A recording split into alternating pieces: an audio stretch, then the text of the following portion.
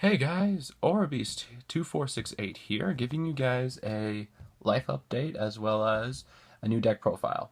So, it's been a while since I made a video. It's just because I'm actually going to college now. So, yeah, I've been dealing with that, a bunch of other stuff with it, and I still have my Yangzings and Red Eyes, which I'll make profiles of them later on, but for now, I want to focus on a new deck type that just came out in Japan. The new deck type is known as dinomists. They're machine monsters that they're based off dinosaurs. They're all level 4s and level 5s, and they have really busted effects. And hey, I've been playtesting this deck. I made proxies of the whole deck, so yeah, and it's been testing out really nice. Like doing solitaire mode and then facing a few people with it. It's actually quite good. It's really stupid in its own right.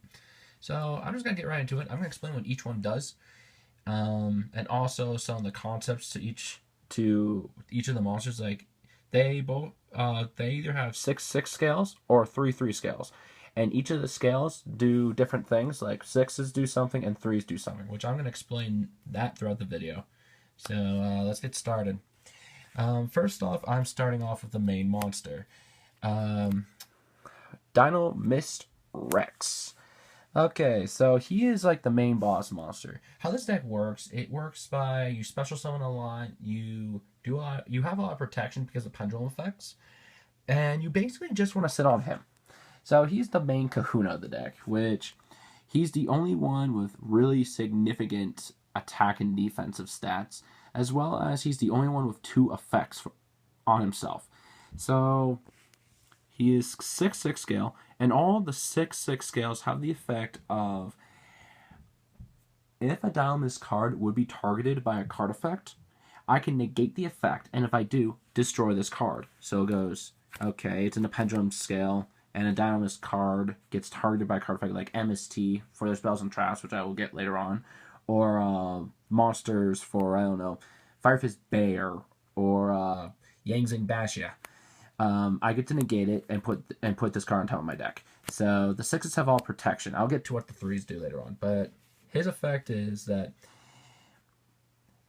when after he destroys a monster by battle, I contribute one other dinomist monster to apply one of the following effects. He can attack again and inflict piercing damage if he attacks an event special monster, or I can target a card on the field or one card in the opponent's hand and shuffle it back in the deck. And if it's in hand, I select by random. So basically, you just shuffle. After you attack their weak monster with him, then you just get rid of their big monster that you just can't get rid of, and then you just shuffle everybody, and then you just attack with everyone else. That's his main purpose. So I run 3 of him, just because of his scales, and he's the main beater of the deck. Also, he's a main wall. Next, we're going into Dinomist Ceratops. Now, he is one of the 3/3s. All 3/3s, personally, the 3/3s have the better pendulum effect. That if a Dinomist cards, parentheses S, meaning plural, multiple, Dinomist cards will be destroyed by battle or by card effect, I can destroy this card instead. So, in scale, my opponent tries to dark hole all my monsters, I can just destroy him instead. And his monster effect is level 5, 2100 attack, 400 defense. If I control a Dinomist monster that is not Dinomist Ceratops, I can special summon him from my hands. So he's kind of like a mini fall troll. Like instead of 2 monsters, just 1, summon him. There you go. Free 21 beater. He's kind of like the deck's one controllable Cyber Dragon. Run 3 because of his scales. Now, there are 2 monsters in this deck that I don't like personally because I barely use their effects, but I only use them for their scales. And out of all the level 5s, this is the one I only run 2 of. Dinomist Brachian. He has a 6/6, so negate targeting effects. And his monster effect is that if I don't control other Dinomist Brachian monsters, and my opponent has a monster with the highest attack stat, I can special summon him from my hand. That barely happens, because this deck has its own field spell, and then they have a monster that downgrades everybody. So using his effects only works early game, but mid game he's just bad. And I just use him for his scale 0.66, so I don't have to use my other level 5s use him as scale points, but yeah, that's my personal opinion on him. And he's also the weakest out of all level 5s, so only 2, just because I can recycle him back, which I'll explain that later on. So that's it for level 5s. Let's go on to the level 4s. 3 dinomist Terran? Yeah, dinomist Terran. So he has a 3/3 scale, preventing destruction, negating destruction, and he has 1800 attack, 1200 defense. And what he does is, he's one of the key players of the deck. If this card destroys an opponent's monster by battle,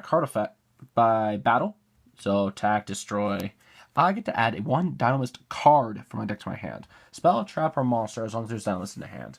So he is your technical level 4 beater of the deck, as well as he's your Evilsaur Serato search. Hence, probably the reason why they're both orange. Just want to point that out. So you're on 3 of him. Scales, beater, and he's a good normal son. And personally, this card is my favorite. So, I run triple Dinomist Plazio, or Nessie for short. He's the only level 4 that has the 6/6 scale. Just like Ceratops is the only level 5 with a 3/3 scale.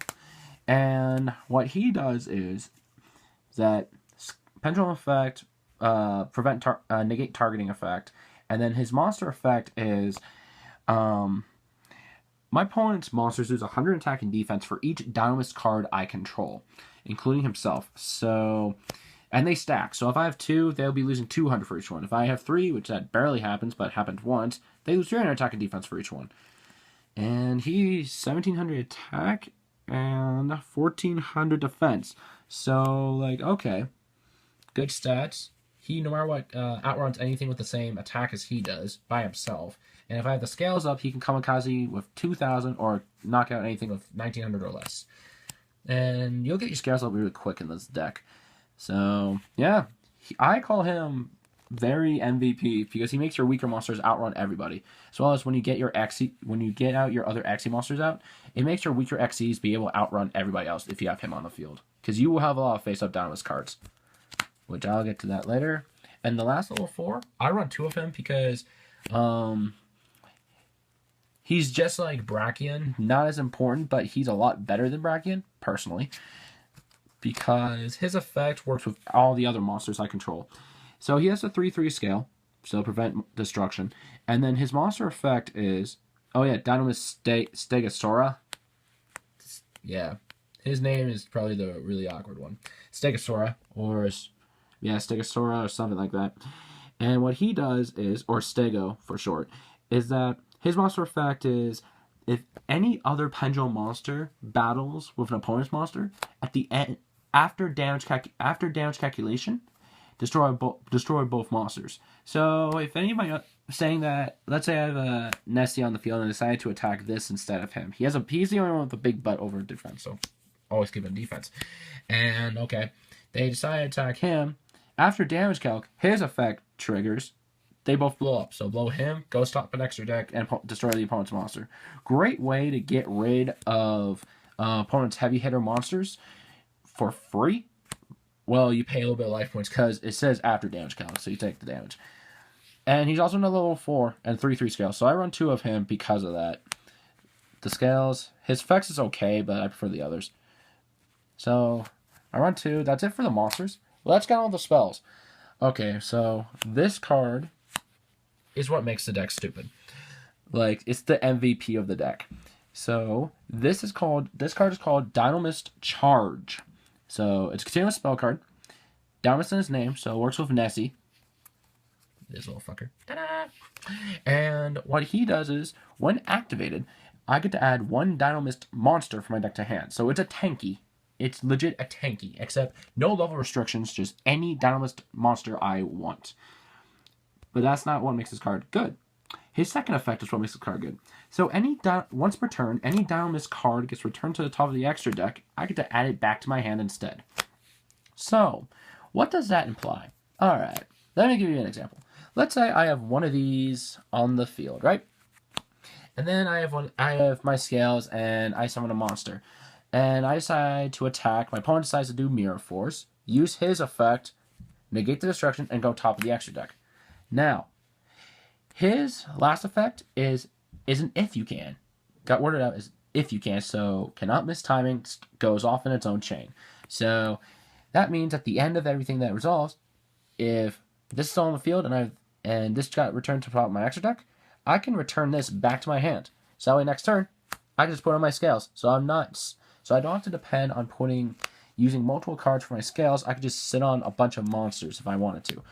And that doesn't just apply for that. Like, if my scales get destroyed, if a specific monster gets destroyed that I want to keep out, I can get it back to my hand. So I can normal summon it next turn. It's a great way to walk around Nakloff Unihor. Yes, Unicorn, I call it Unihor.